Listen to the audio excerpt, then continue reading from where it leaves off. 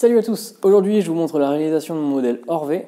Et donc c'est la première fois que je réalise ce modèle, donc ça va être le premier exemplaire. Comme vous pouvez le voir, c'est un couteau de style Hawkbill. Donc pour la scie, on va choisir une chute de Z40C13 en 4 mm, donc il sera un parfait petit écorcheur, soit pour ouvrir des cartons ou ce genre de choses. Et je pense qu'en self-défense, il peut être pas mal aussi, il est léger, il est pratique. Et ouais, je pense que ça va être sympa. Allez, je vous montre tout ça.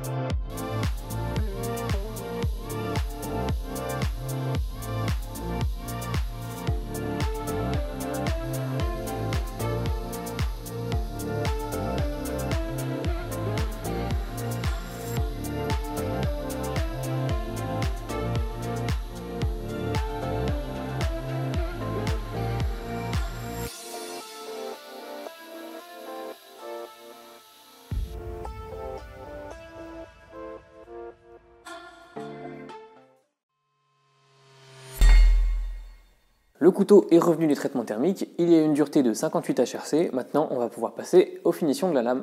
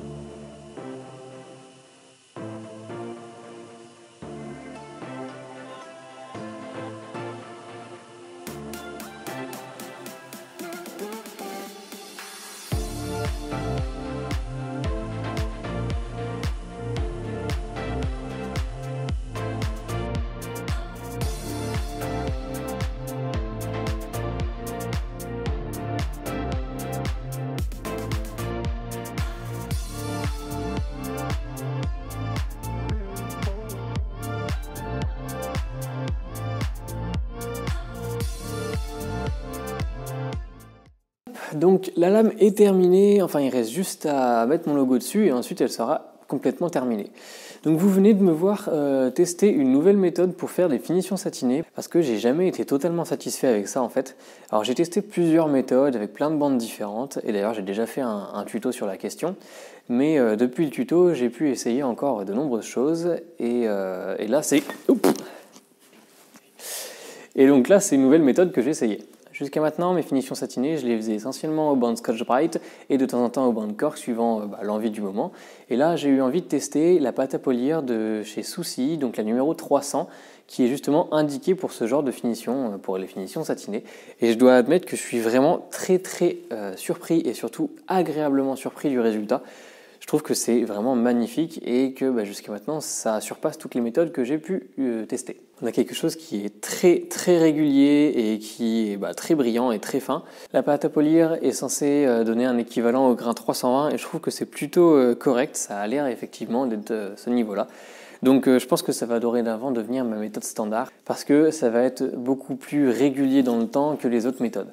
Donc je pourrais m'étendre un petit peu sur le sujet, mais ça va allonger la vidéo pour rien et ce ne serait pas forcément pertinent dans cette vidéo-là. En revanche, si vous êtes intéressé par une vidéo sur les finitions satinées que je pourrais refaire à l'avenir, histoire d'actualiser tout ce que j'ai dit dans les tutos précédents, laissez-le moi savoir en commentaire et je pourrais essayer d'organiser ça, d'où tourner une petite vidéo qui présente toutes les méthodes de finition satinée que je connais à ce jour et la méthode la plus efficace à mon sens à ce jour. Pour le manche, on va utiliser de l'acrylique, donc c'est la première fois que je vais travailler ce matériau-là. Même à l'état brut, c'est très joli, donc j'espère que ça va être sympa une fois monté sur le couteau.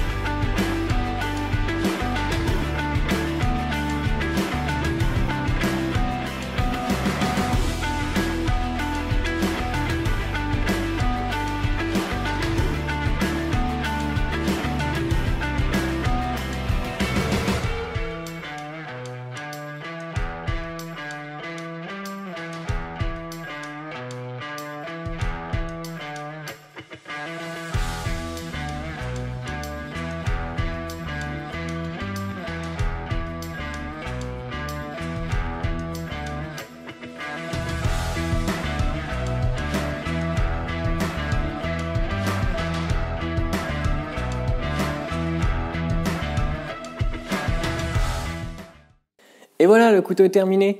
Donc c'est le premier exemplaire de mon modèle Orvé et je dois admettre que je suis plutôt content pour un premier essai. Si on fait un petit récapitulatif, on a donc une lame en Z40 de 4 mm d'épaisseur, sur laquelle on a des plats qui ont été texturés au marteau à froid. C'est pas idéal, idéalement il vaudrait mieux le faire à chaud pour éviter d'introduire des contraintes dans l'acier. Mais ici c'est un inox, donc on va éviter de le chauffer à rouge avant la trempe, ne serait-ce que pour garantir qu'il se trempe correctement et qu'on n'altère pas l'acier en fait. Quoi qu'il en soit, c'est la texture que j'ai fait sur les plats, parce que ça permettait de changer un petit peu. D'habitude je fais pas ce genre de truc sur les inox. Et puis sur les émoutures, j'ai donc fait des émoutures creuses qui m'ont donné beaucoup de challenge en fait sur ce couteau-là.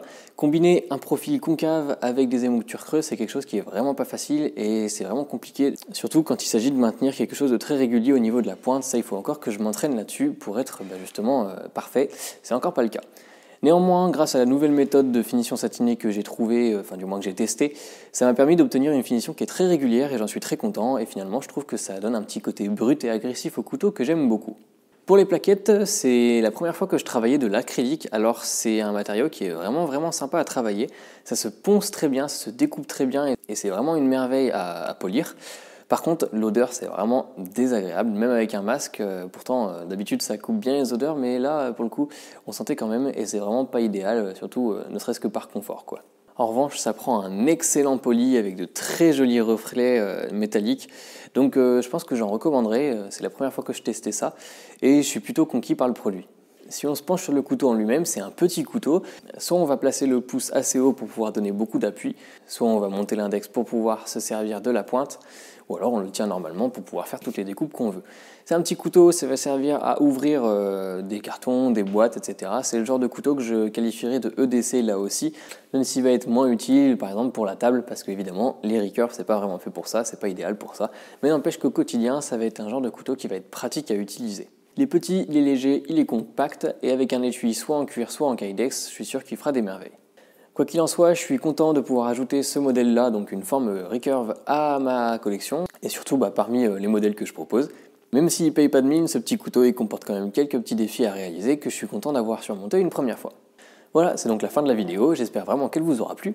Si c'est le cas, n'hésitez pas à vous abonner, à me laisser un commentaire et me dire ce que vous pensez de ce couteau. Moi je vous dis à la prochaine dans une future vidéo, et d'ici là portez-vous bien. Salut!